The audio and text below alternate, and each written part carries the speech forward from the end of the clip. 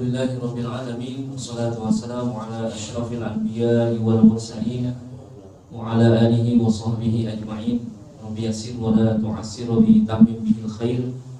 Rabbi shrah li sadri wa yassir li amri wa hlul 'uqdatam min lisani yafqahu qawli. Qalu subhanaka la ilma lana illa ma 'allamtana innaka antal alimul hakim. Qala Allah ta'ala fi kitabihil karim wa huwa asdaqul qailin. A'udzu billahi minasyaitonir rajim.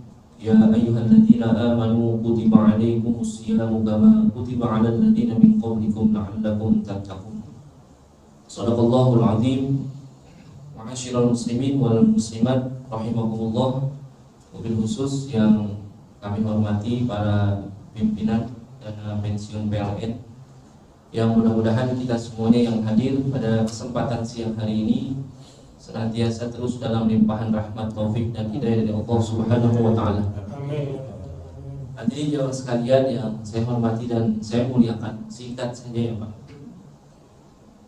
Allah Subhanahu wa taala di dalam Al-Qur'an, di 114 surah di dalam Al-Qur'an, ada yang dalam ulumul Qur'an disebut dengan istilah Al-Fawatihus Suwar namanya.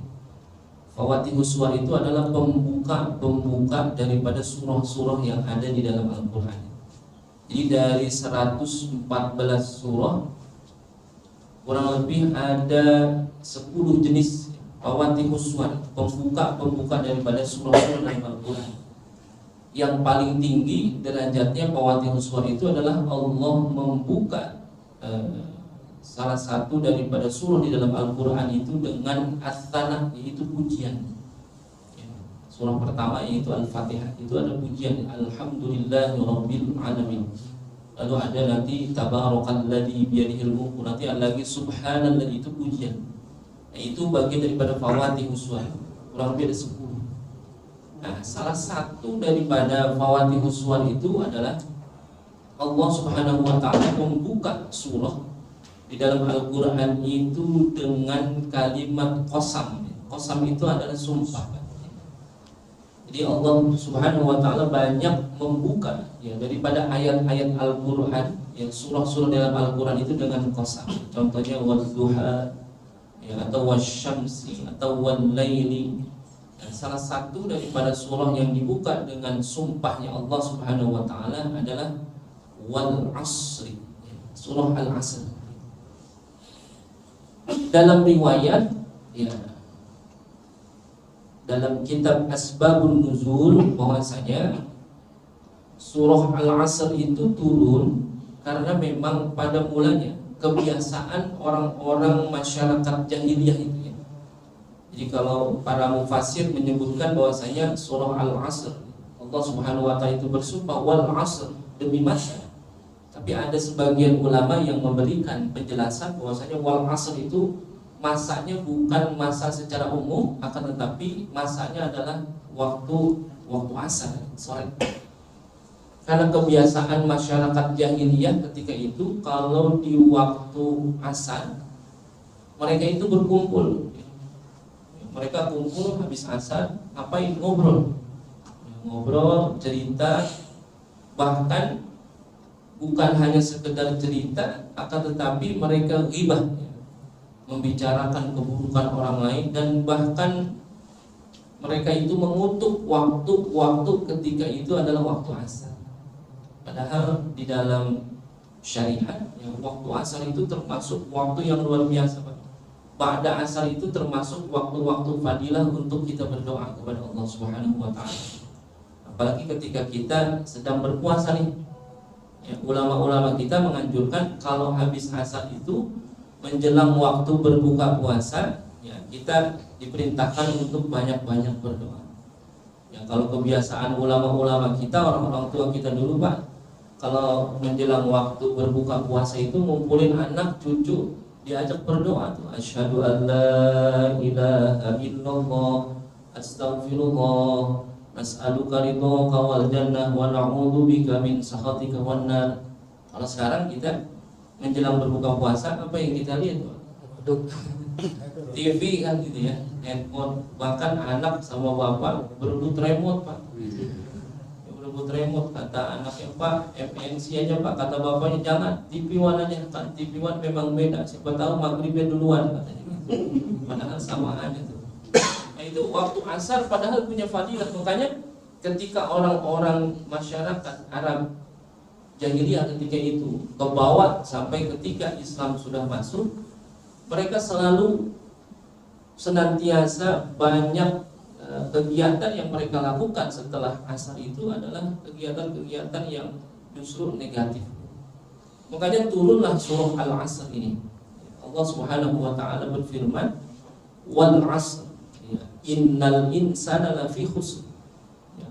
Itu kalimatnya setelah daripada kalimat wal 'asr, ayat kedua itu menyebutkan innal insana lafi khusr. Nanti kalau dalam bahasa Arab kalimat lam di dalam fi tadi la fi khus itu menunjukkan taukid ya, penekanan bahwasanya sesungguhnya manusia itu semuanya ada dalam kerugian. Jadi ketika Allah menyebutkan wal asr ya, demi masa, Allah itu bersumpah demi masa, demi waktu asar. Innal insana lafi khus. Jadi orang-orang itu akan sama seperti orang-orang masyarakat jahiliyah. Ketika mereka itu banyak menggunjing, ketika itu mereka banyak mencela, ya, mencela saudaranya, mencela waktunya, mencela masanya. Waduh, panas banget nih hari, kayaknya gak enak banget. Itu sebetulnya dalam agama juga gak boleh. Atau ketika terjadi hujan besar, atau terjadi angin, petir dan sebagainya, haram hukumnya kita mencela. Ya. Yang ada adalah ketika terjadi keadaan seperti itu, senantiasa kita mengingat Allah Subhanahu wa taala dengan memuji kepada Allah Subhanahu wa taala. Innal insana lafi khusr. Bahwasanya sesungguhnya manusia itu betul-betul dalam keadaan kerugian. Jadi manusia itu secara keseluruhan adalah masuk dalam kategori yang merugi. Al-Qur'an mengatakan lafi khusr. Bahwasanya sesungguhnya manusia itu betul-betul akan menjadi manusia yang betul-betul merugi. Nah di ayat ketiga inilah, makanya kalau tadi disebutkan orang-orang yang merugi di dalam Al-Quran, Al-Quran menyebutkan ternyata semua kita itu dalam keadaan kerugian. Di ayat ketiganya, ini karena nanti kalau bicara mafhum ya, bicara pemahaman, ini namanya ada mafhum mukhalafah. Jadi kalau yang disebutkan di dalam Al-Qur'an itu perkara-perkara yang termasuk yang baik, berarti yang tidak termasuk di situ adalah sesuatu yang semuanya buruk. Kalau yang disebutkan di dalam Al-Qur'an itu adalah hal-hal yang buruk, berarti kalau yang nggak disebutkan itu semuanya adalah baik. Ini namanya mafhum mukhalafah. Jadi di surah Al-Asr ini disebutkannya adalah illa, pakai kalimat istisna, ya, pengecualian. Jadi kalau Al-Quran menyebutkan bahwasanya orang itu semuanya akan rugi dalam keadaan kerugian, illa, kecuali. Ya. Jadi yang tidak termasuk ini adalah orang-orang yang rugi semuanya. Apa yang pertama di dalam Al-Quran dalam surah Al-Asr disebutkan illalladzina amanu. Pertama adalah orang-orang yang beriman. Jadi kalau misalkan ada orang tidak beriman, ya dia masuk dalam kategori merugi. Apa orang-orang yang beriman itu diantaranya? Ini di dalam bulan suci Ramadan, ya kita lihat ayat 183. Ini Pak, surah Al-Baqarah ayat 183 itu turunnya udah periode Madinah. Ini yang membedakan antara surah Makkiyah dengan surah Madaniyah. Nanti kan Al-Quran itu dibagi dua. Ada ayat-ayat yang turun periode Mekah sebelum Nabi hijrah, dan ada ayat-ayat yang turun sesudah Nabi hijrah ke Madinah. Ada Makkiyah, ada Madaniyah. Surah Al-Baqarah ayat 183 turunnya tahun kedua Hijriah di bulan Sya'ban. Ya, pertama itu turun di bulan Sya'ban, perintah tentang berpuasa. Kalimatnya dicirikan dengan ya ayyuhalladzina amanu. Nanti kalau ayat-ayat Makkiyah Itu karena bicara masih penguatan akidah, yang diseru ketika itu bukan orang-orang yang beriman, tetapi diseru secara umum. Ya ayyuhan nas, ya bani Adam, itu termasuk ayat-ayat makkiyah. Kalau ayat madaniyah, karena ketika itu sudah ada penguatan akidah, ya, orang-orang ketika itu sudah banyak yang beriman, maka diserunya dengan ya ayyuhalladzina amanu kutiba alaikumusiyam. Nah, jadi kalau misalkan tadi disebutkan orang-orang yang merugi itu dikecualikan dengan illalladzina amanu. Jadi orang-orang yang tidak beriman bagaimana? Ya rugi. Jadi kalau di bulan puasa ini ada orang yang nggak puasa, kira-kira rugi nggak? Rugi banget, sangat rugi. Ada orang-orang yang tidak beribadah, ya rugi. Tidak mendekatkan dirinya kepada Allah, rugi. Ruginya dengan kerugian yang sangat luar biasa. Lalu kalau ternyata dalam surah Al-Baqarah itu diseru ya ayyuhalladzina amanu, wahai orang-orang yang beriman, kira-kira di bulan Ramadan ini masih banyak orang yang tidak berpuasa? Iya. Banyak. Itu bahkan yang tidak berpuasa itu bukan orang yang di luar Islam, justru orang Islam. Tapi pertanyaannya, kenapa kok mereka nggak puasa? Ya nanti kita kembalikan ke surah Al-Baqarah ayat 183 tadi, ya ayyuhalladzina amanu, yang diseru itu adalah orang-orang yang beriman. Jadi kalau mereka nggak puasa gimana? Nah, nggak usah bingung, oh berarti ada keimanan yang ada di dalam diri mereka itu udah hilang. Karena iman itu mesti dipupuk dulu. Al-imanu yazidu wa yanqus. Iman itu bisa naik, bisa turun, Pak. Bisa naik, bisa turun. Naik kalau apa? Ya kondisinya mendukung, bisa naik. Ini mohon maaf ya Bapak, Ibu dan pejabat sekalian, kita kalau sholat sama-sama begini, kan Bapak Ibu suka qobliyah ya, ba'diyah gitu. Kira-kira kalau sholat di rumah qobliyah ba'diyah nggak? Sholat sendiri gitu di rumah, kira-kira qobliyah ba'diyah nggak? Belum tentu ya. Gitu. Berarti lingkungan itu sangat apa? Sangat mendukung. Ya. Makanya kata Nabi, wa khulaqa'uhu shalihin. Senantiasalah kita punya lingkungan orang-orang soleh. Karena lingkungan yang soleh itu akan senantiasa apa? Menambah daripada keimanan kita kepada Allah Subhanahu wa ta'ala. Makanya jelaslah, ketika ada orang-orang yang tidak mau puasa, tidak mau sholat, tidak mau beribadah kepada Allah Subhanahu wa ta'ala, karena memang itu yang diseru adalah orang-orang yang beriman. Orang-orang yang senantiasa beriman kepada Allah itu adalah orang-orang yang beruntung, jauh daripada kerugian yang disebutkan dalam surah Al-Asr tadi. Innal insana lafi khusr illal ladzina amanu. Yang pertama orang-orang yang beriman. Ya, keimanan dalam hatinya kuat, yakin kepada Allah. Yakin enggak kita apa? Yakin ya, Pak? Kudu yakin ya. Sampai di mana keyakinan kita? Kadang-kadang keyakinan kita pun banyak yang membelokkan. Ini kalau dalam kajian tauhid, Pak, bagaimana kita percaya dan yakin kepada Allah Subhanahu wa taala, wa kullu ma qaddarallahu ma yakun. Kita yakin apa yang Allah takdirkan, apa yang Allah tentukan itulah yang terjadi. Sampai-sampai nih, Pak, mohon maaf, kita kalau sakit ya, kita dikasih sakit, kira-kira Bapak Ibu kalau sakit berobat nggak? Berobat pasti ya, karena bagian daripada keyakinan kita, Allah kasih kesembuhan, kita punya ikhtiar. Allah nggak akan memberikan kesembuhan kalau ternyata manusia tidak punya ikhtiar. Seperti sahabat Nabi datang ke masjid bawa unta, untanya nggak diikat, masuk ke dalam masjid, Nabi marahin. Kenapa unta kamu tidak diikat? Apa kata sahabat? Saya tawakal kepada Allah Subhanahu wa taala. Kata Nabi, at-tawakkalu ba'dal ikhtiyar. Tawakal itu ada setelah adanya usaha. Ikat dulu untamu, lalu engkau sholat. Entah nanti untamu itu dicuri orang atau dia kabur, engkau sudah mendapatkan pahala ikhtiar. Itu namanya tawakal.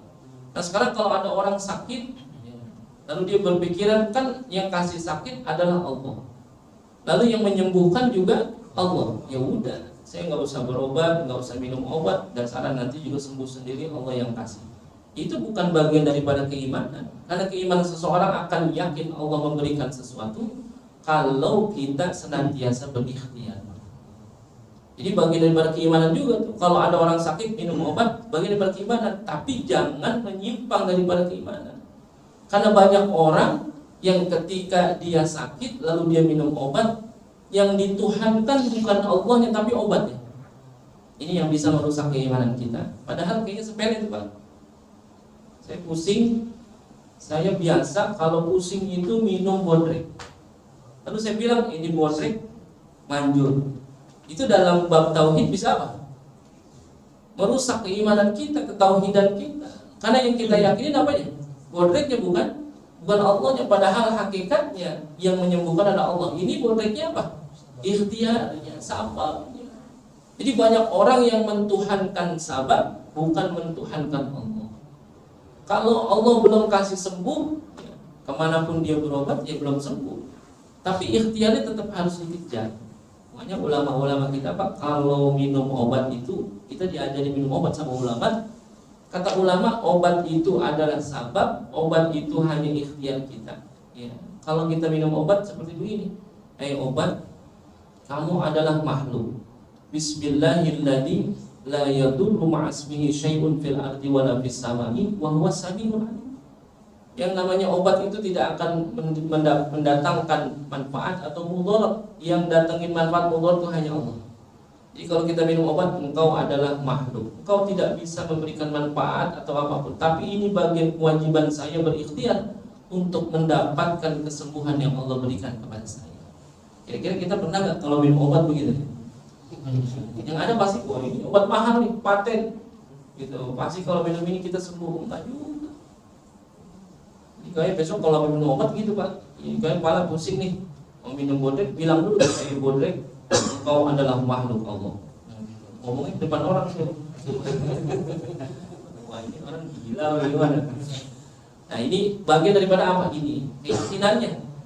Illal ladzina amanu, kecuali adalah orang-orang yang beriman kepada Allah Subhanahu wa taala, tidak masuk dia ke dalam kategori orang-orang yang merugi.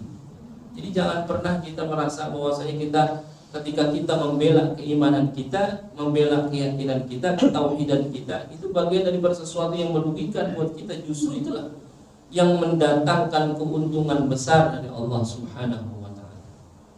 Yang kedua, apakah cukup dengan keimanan saja? Illal ladzina amanu wa 'amilus shalihat. Ini amal saleh. Gitu ya. Ya kita kalau bicara amal soleh itu adalah sebagai kehebatan kita nanti di akhirat Pak. Karena apa? Izzud dunya bil mali wa izzul akhirati bi amalis salih. Mulianya dunia, ya, orang bisa jadi dihormati di dunia itu dengan apa? Bil mali, dengan harta. Tapi apa? Ketika izzul akhirat, bagaimana orang itu akan mulia nanti di akhirat dengan apa? Dengan amal soleh. Kadang-kadang kita tertipu, yang kita cari, yang kita kejar adalah izzud dunia saja. Ya kemuliaan, kemegahan dunia. Tetapi kita tidak ingat bahwasanya izzul akhirah, kemuliaan akhirat itu yang lebih utama. Itu dengan apa? Dengan amal saleh. Wajar kita kalau bicara di dunia tentang kemuliaan dunia, karena yang disebutkan izzud dunia itu bilman. Contohnya, kalau ada direktur misalkan, bos sudah gitu kentut di depan kita, kira-kira gimana Pak? Kita bilang apa? Wah Pak Direktur sehat ya gitu. Coba kalau ada OB kentut di depan kita, gimana kira-kira? Nah, itu di situ itu udah melambangkan bahwasanya Pak, izzud dunia itu bil mali. Orang semakin banyak hartanya akan diagung-agungkan di dunia ini. Tapi apa? Izzul akhirah bil amalis salih, dengan amal saleh.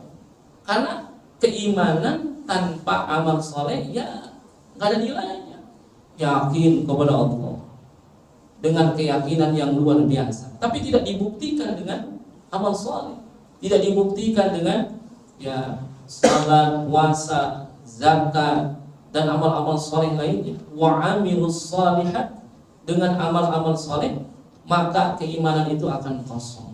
Ya, makanya kita diajarkan untuk senantiasa membuktikan keimanan kita itu dengan beramal soleh.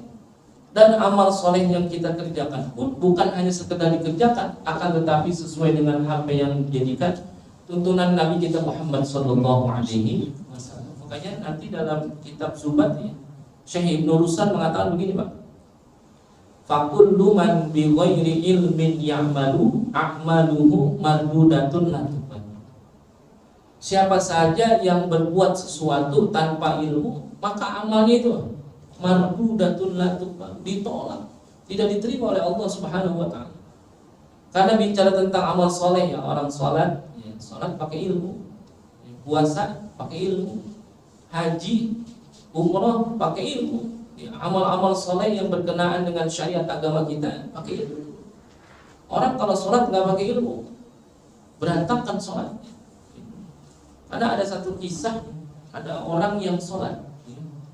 Jadi ada satu anak muda, kesehariannya dia tidak pernah sholat Pak. Tapi satu hari ayahnya ini pesan kepada dia, nak, kamu mau sampai kapan seperti ini? Ayah lihat kamu kayaknya nggak pernah sholat. Apa kata anaknya? Bagaimana saya sholat ya? Kan ayah nggak pernah ngajarin saya sholat.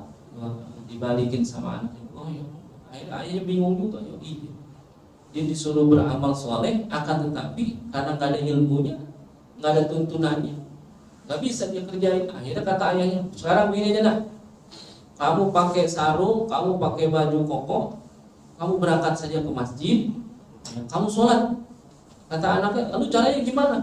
Kamu ikutin aja apa yang orang kerjain di masjid. Ini kan bahaya juga ya. Kata ayahnya, pokoknya ikutin aja apa yang orang kerjain di masjid. Ya karena dia nggak tahu ilmunya, sedangkan dia pengen berubah untuk beramal soleh, ya udah dia berangkat ke masjid. Sampai di tengah jalan ketemu sama teman-temannya, karena dia di kalangan teman-teman itu sebagai ketua gengnya. Bos mau kemana? Saya mau sholat, pengen beramal soleh. Terus caranya gimana bos? Pokoknya kamu ikutin saya udah tahu caranya. Ini anak buahnya ngikut semuanya. Anak buahnya ngikut semuanya. Sampai di masjid, ya kan bicara tentang amal soleh tadi masih ada ilmunya.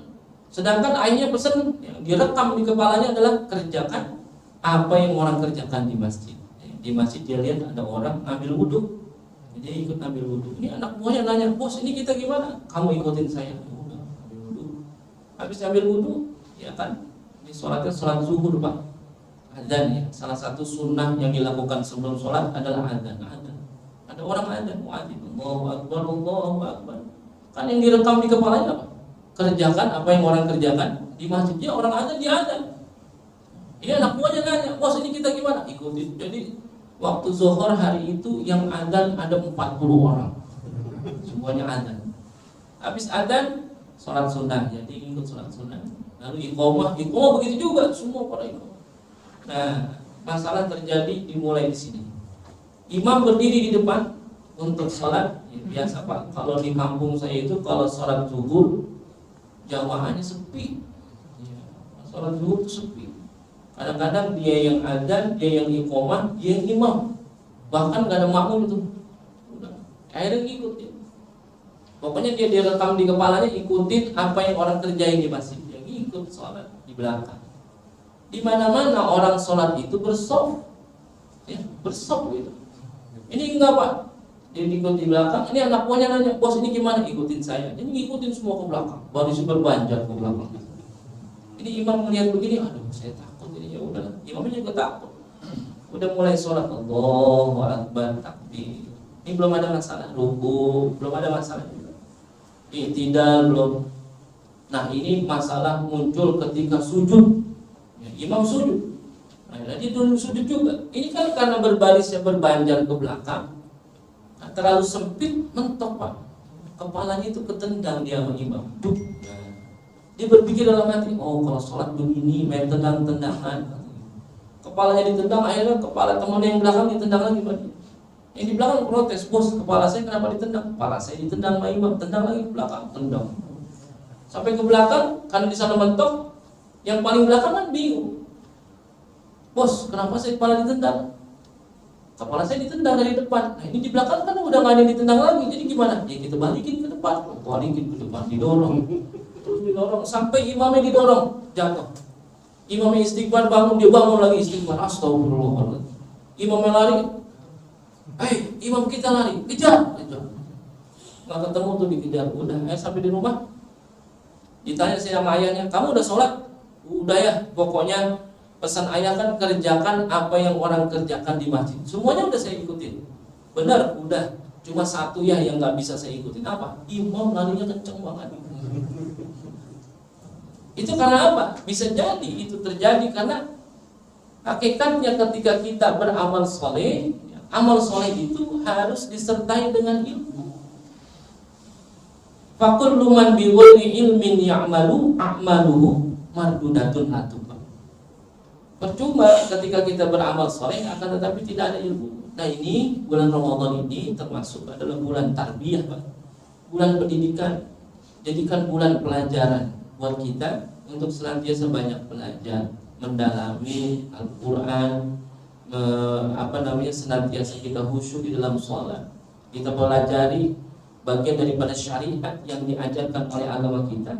Maka senantiasa ketika kita beramal soleh ada dasar ilmu yang kita punya agar amal-amal soleh yang kita kerjakan itu senantiasa diterima oleh Allah Subhanahu wa Ta'ala. Jadi illal ladzina amanu wa 'amilus shalih. Apakah cukup? Ternyata walaupun kita sudah beriman dan beramal soleh, ini belum cukup, Pak. Harus ada yang ketiga, yaitu apa? Wa tawasau bil haqqi. Senantiasa bernasihat, memberikan nasihat, saling nasihat menasihati dalam hal kebenaran. Qulil haqqa walau kana murra. Katakan itu yang benar walaupun itu pahit. Kira-kira kalau ada orang di sekitar kita tidak puasa di bulan suci Ramadan ini, kita memberikan nasihat dan kira-kira. Kadang-kadang kita bilang masa bodoh aja. Padahal nggak boleh begitu, Pak. Belum tentu diterima tuh amal soleh kita kalau kita belum watawasau bil haq. Iman ada, amal soleh ada, tapi tidak peduli terhadap lingkungannya. Itu bagian daripada sesuatu yang merusak daripada amal soleh kita. Duribat alaihimud dillatu aynama sukifu illa bihablim minallah wa hablim minan. Ternyata kita masih diliputi oleh sesuatu yang tidak enak, yang buruk. Tercela kita masih. Kecuali apa? Illa bihablim minallah wa hablim minan nas. Kecuali kita sudah bisa memelihara hubungan baik kita kepada Allah dan memelihara hubungan baik kita kepada manusia. Kepedulian kita, Pak. Ramadan ini salah satu bulan pendidikan yang mengajarkan kepada kita agar senantiasa kita peduli terhadap lingkungan kita. Kalau lingkungan kita belum saleh, belum baik, sedangkan kita tahu mana yang baik dan mana yang buruk, kasih tahu. Jangan masa bodoh. Kamu kenapa nggak puasa? Kan kamu muslim, kenapa nggak puasa? Nah, itu. Kalau kita diemin aja kita salah juga, Pak. Karena ada orang-orang yang ibadahnya luar biasa. Ibadahnya luar biasa. Gimana nih ibadahnya luar biasa? Saking luar biasanya tahajudnya siang malam, Pak. Saking hebatnya kali tahajud siang malam. Tapi apa? Amal sosialnya buruk. Duribat alaihimud dillatu aynama suqifu ila bihabibillah wa habibil nas. Angka berapapun akan menjadi nol kalau dikalikan nol. Sholatnya bagus, puasanya bagus, tapi bicara tentang watawasau bil haq, bagaimana hubungan baiknya kepada manusia, itu jadi nol, Pak. Begitu juga sebaliknya. Kalau ada orang yang hubungan baiknya kepada manusianya bagus, tapi nggak sholat, nggak puasa, ya nol juga. Makanya illa bihabli minallah wa habli minan nas. Kesempurnaan daripada keimanan kita adalah dengan watawasau bil haqqi. Memberikan nasihat, saling menasihati dalam hal kebenaran. Itu nggak baik, itu nggak bagus. Yang bagus seperti ini. Kita tahu kalau itu bagus, mana tidak. Lalu kita tidak memberitahu bahwasanya itu yang bagus, mana yang tidak. Salah juga. Belum sempurna tuh keimanan dan amal soleh kita. Jadi amal soleh, keimanan dan amal soleh harus disertai dengan saling menasihati dalam hal kebenaran.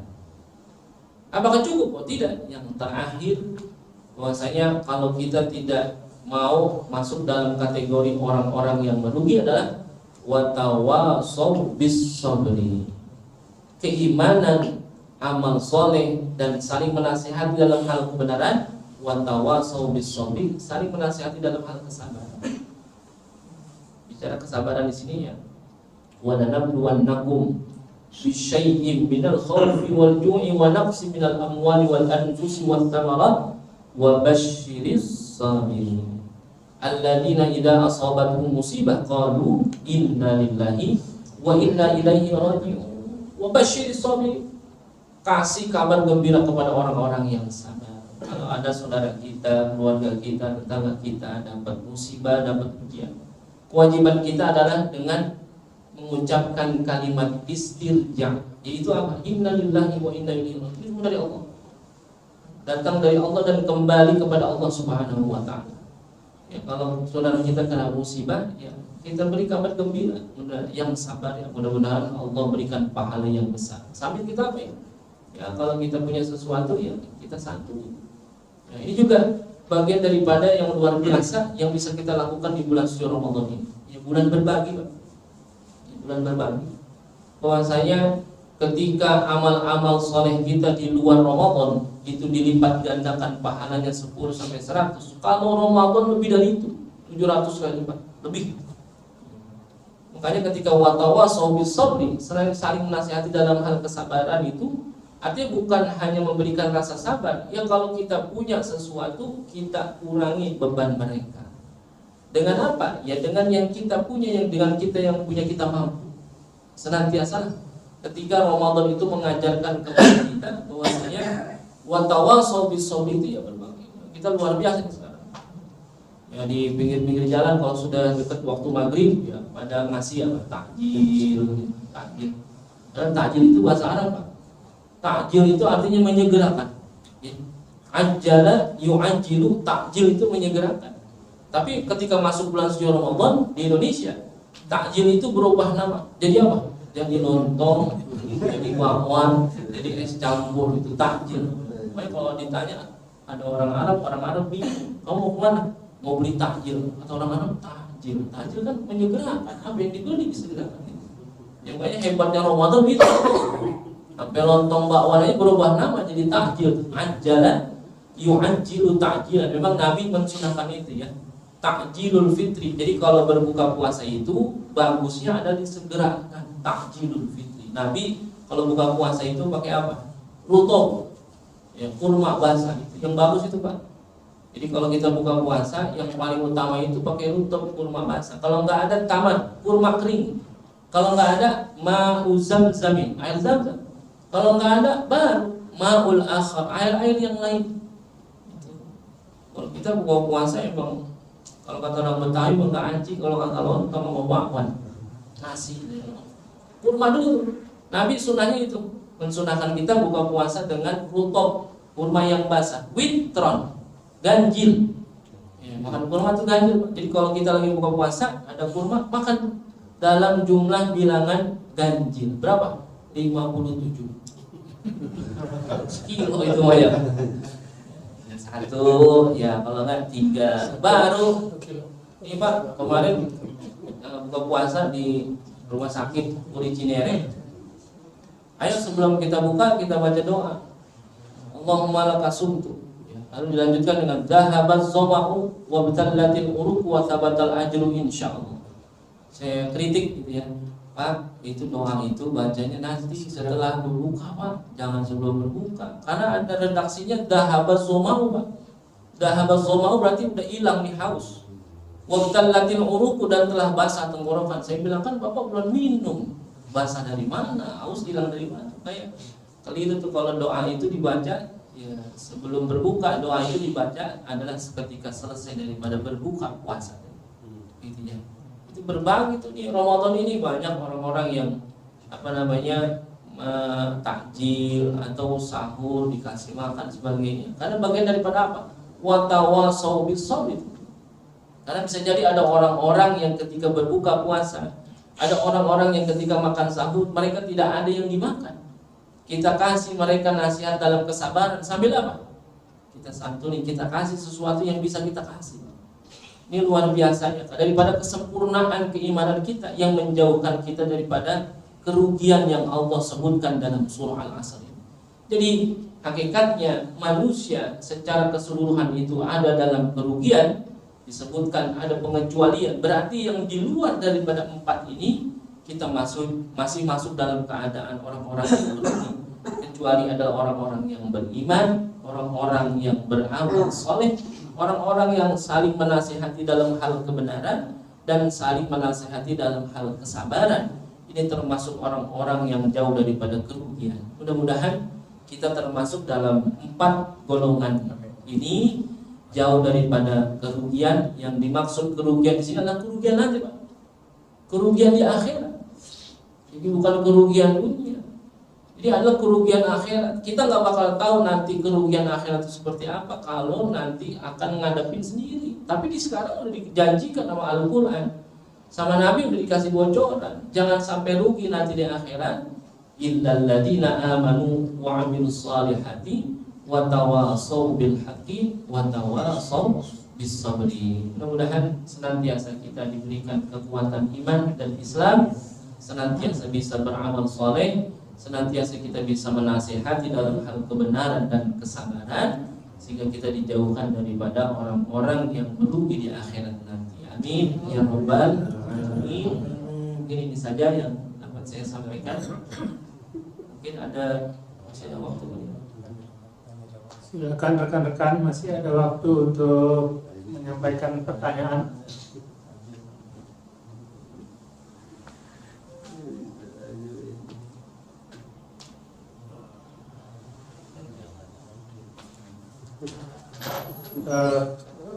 Kalau belum ada yang bertanya, saya ingin bertanya Ustaz tadi mengenai mendidik anak sholat ya.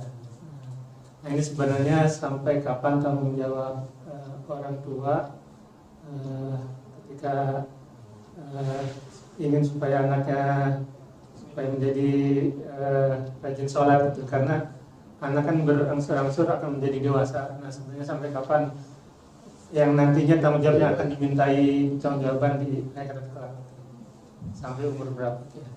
Jadi dalam syariat, Pak, ketika ada khitab namanya, khitab itu gini, ada khitabul taklif, ada khitabul wad'i. Khitab itu adalah perintah Allah. Khitabul wad'i, jadi Allah itu memberikan perintah kepada kita, ada kewajiban kita untuk menjalankan syariat. Sekarang pertanyaannya, apakah kita semua punya kewajiban untuk menjalankan syariat? Punya. Kapan dimulainya? Nah, nanti dalam agama disebutkan khitabut taklif.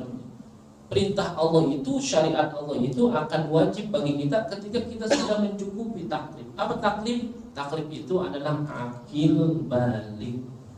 Jadi ketika masuk usia akil balik, maka akan ada kewajiban kita untuk melaksanakan syariat-syariat Allah. Nabi memerintahkan kepada kita untuk mengajarkan anak-anak kita untuk sholat. Ya, alimu auladakum. Suruh ajarin anak-anak kita untuk apa? Untuk sholat. Dan suruh bersabar kita di atasnya. Namanya orang ngajarin anak itu untuk sholat, sabar.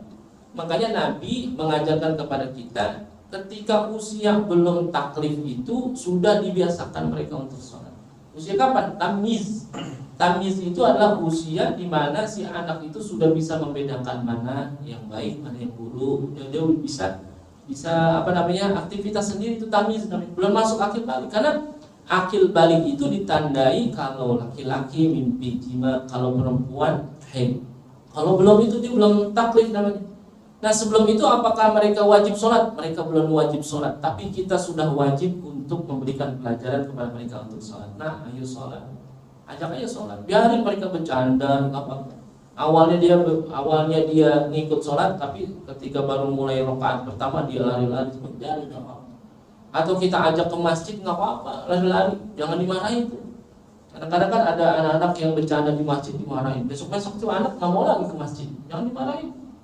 Panggil, nah, jangan bercanda. Dan nanti orang mengganggu orang yang sholat. Ya, gitu. Besok panggil lagi, kalau masih belum juga panggil, nah nih uang 100.000, jangan bercanda ya. Setiap hari kita kasih gitu, rugi juga gitu ya. Itu ternyata mengajarkan anak sholat itu jauh sebelum mereka masuk kepada usia akil balik. Karena kalau udah masuk usia akil balik agak susah, Pak. Dibiasakan. Ya bahkan kalau di dalam perkara agama, Hakikatnya mengajarkan anak itu untuk beramal soleh jauh sebelum anak itu lahir.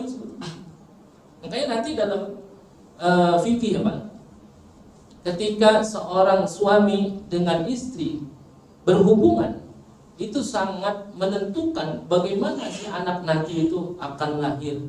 Ya, makanya dalam perkara agama itu diajar. Kalau dalam kitab Qurratul Uyun, seorang suami ketika akan menemui istrinya itu dalam keadaan berwudu. Pernah nggak gitu Pak?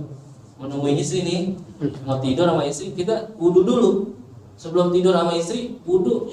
Habis wudu, istri kita ajak sholat sunnah. Pernah nggak begitu? Jarang kali ya. Ya, istri kita ajak sholat sunnah dulu. Ya, mau hubungan sama istri nih, sholat dulu. Habis sholat, baca Quran dulu tuh Pak. Yasin, Al-Kahfi, Al-Baqarah, Al-Waqiah, Ar-Rahmah. Agak jadi itu ya. Tapi itu dalam Qurratul Uyun menentukan sekali. Bagaimana si anak nanti akan lahir itu tergantung perilaku kita ketika kita berhubungan dengan istri. Lalu bagaimana? Ya setelah dia mengandung. Makanya Pak, kita kalau ada orang mengandung bikin acara 4 bulanan, 7 bulanan, itu bukan bid'ah Pak. Itu bagus. Karena apa? Kalau dalam 4 bulanan ternyata dalam hadis Nabi ya, ketika kita ada di dalam kandungan ibu kita ya, fi batni ummihi, di dalam perut ibunya itu ketika usia 4 bulan baru ditiupkan ruh. Kenapa orang kita suka bikin acara 4 bulanan? Karena bersyukur kepada Allah dalam usia kandungan 4 bulan itu mulai apa? Tsumma yursalul malaku wa yanfahur ruh. Jadi usia kandungan itu kalau belum 4 bulan belum ada ruhnya. Baru apa? Nutfah, alaqah, mudghah. Baru air, darah sama daging, belum ada ruhnya. Bulan keempat baru diutuslah malaikat untuk meniupkan ruh. Makanya kita suka bikin acara 4 bulanan karena bersyukur kepada Allah di usia 4 bulan itu sudah ditiupkan ruh, berarti janinnya udah hidup. Lalu bagaimana dengan orang yang bikin acara 7 bulanan dalam usia 7 bulan? Anak itu di dalam kandungannya udah kandungan tua. Makanya kalau orang Jawa bilangnya acaranya apa? Tingkepan. Karena apa? Tingkep, kepalanya di bawah. Minta doa kepada Allah agar supaya kalau memang dia harus lahir di usia 7 bulan, mudah-mudahan lahirnya sehat, kan itu. Jadi nggak ada yang salah orang bikin 4 bulan dan 7 bulan. Dari situ udah dibiasain. Kalau dokter menyarankan ini ibu harus sering-sering posisi merunduk agar supaya nanti lahirnya mudah, ya, nungging. Nah kita mah nggak usah begitu, orang Islam nggak usah nungging-nungging. Ngapain? Sholat aja biar banyak, sujud. Nah, itu posisi seperti itu. Nah ketika itu si anak di dalam kandungan sering diajak sholat, sering diajak beramal soleh. Ketika dia lahir emang udah terbiasa. Waktu bikinnya juga bagus, waktu di dalam kandungannya juga bagus. Ketika dia lahir keluar lingkungannya wahula ta'uhu sholihin, setiap hari dia sholat dan sebagainya. Nggak perlu ada kita capek-capek, karena memang sudah dibiasakan mereka. Nah setelah ketika kita mengajarkan kepada mereka, lalu apakah lepas tanggung jawab kita? Nah, dalam syariat khitabut taklif, ketika mereka sudah masuk usia akil balik, kewajiban itu akan penuh kepada mereka. Bukan berarti kewajiban kita lepas. Kewajiban kita tetap terus mendidik anak kita sampai terus, bahkan ketika dia mau sampai menikah pun kita terus didik anak kita. Tapi bicara tentang khitabut taklifnya, beban yang mereka bawa tentang syariat agama sudah ditanggung oleh mereka sendiri. Jadi ya kalau misalkan kita ngajarin mereka sholat, ya nggak boleh berhenti terus, tetap diajarin. Adapun tentang beban yang mereka pikul itu ya ketika usia akil balik sudah mulai mereka untuk memikul beban itu. Nah kita ngajarin sholatnya kapan? Ya terus, walaupun udah besar belum bisa sholat ya terus. Kalau misalnya kita nggak bisa, dalam syariat Pak, dalam irsyadul anam fi tarjamati arkanil Islam, kewajiban kita yang paling utama orang tua, utamanya adalah ayah, kepada istri dan kepada anaknya adalah mengajarkan tentang perkara agama, utamanya adalah sholat. Lalu bagaimana kalau kita nggak bisa? Misalkan nggak bisa waktunya atau terbatas ilmunya, serahkan kepada yang ngajar. Di dalam syariat begitu. Jadi jangan kita udah nggak bisa, kita diemin mereka, nggak mau ngaji, nggak mau belajar sholat, serahin. Makanya Ada orang tua bukan yang nggak mau repot, ya karena emang terbatas ilmu saya, ya udahlah anak saya masukin ke pondok pesantren. Mudah-mudahan di sana mereka terjamin. Oh, kalau begitu lepas dong tanggung jawab orang tua. Tidak, kan yang masukin pesantren orang tuanya, itu kewajiban orang tua. Nah, itu namanya bagian daripada orang tua tetap mendidik anak lewat gurunya, lewat muallimnya, lewat mudaris. Makanya kita kudu takjim sama guru, sama muallim, sama guru-gurunya anak-anak kita juga begitu. Karena apa? Ya mereka luar biasa. Perpanjangan tangan kita untuk mengajarkan tentang perkara-perkara syariat. Ini ya Pak. Terima kasih. Allah Subhanahu wa taala, mudah-mudahan ada manfaatnya. Masih ada pertanyaan lagi? Teman-teman. Ibu-ibu kali jangan diem aja dulu. Saya kata orang Arab kan sukutul mar'ah na'am. Diemnya orang perempuan itu iya, diem. Ntar suaminya bilang, "Neng, abang nikah lagi ya?" Diem. Berarti iya tuh boleh kan. Bahaya itu.